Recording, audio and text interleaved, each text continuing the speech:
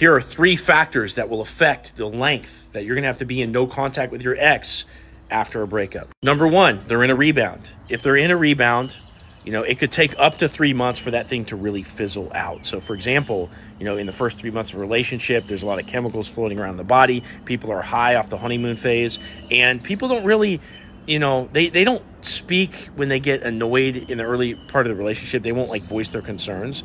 And also people hide their red flags about themselves for the first 3 months. So if your ex is in a rebound relationship, it is likely that for that thing to fizzle out and for them to circle back to you, you might have to wait up to 3 months for that thing to go its course. Now, if it's a really bad match, they might actually be reaching out to you even during those first 3 months. Number 2, you're reaching out and breaking no contact.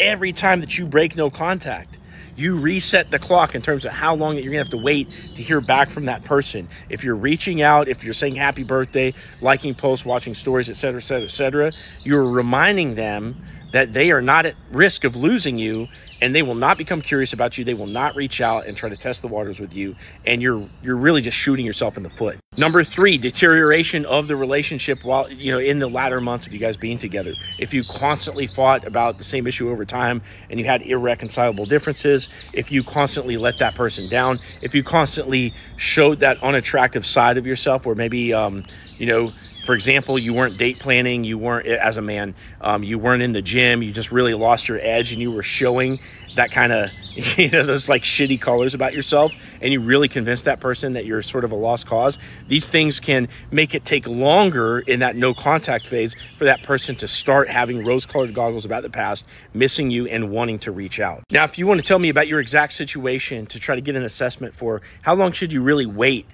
before you need to start moving on for yourself, or is there a shot at this person coming back, what you can do is click in my profile. There's a link in there, and when you get into my store, there's several options for getting connected with me. You can book a call, or you can type out your situation and get a video back from me, and I'll listen to what you have to say, and we'll give you some specific advice moving forward on what to do next.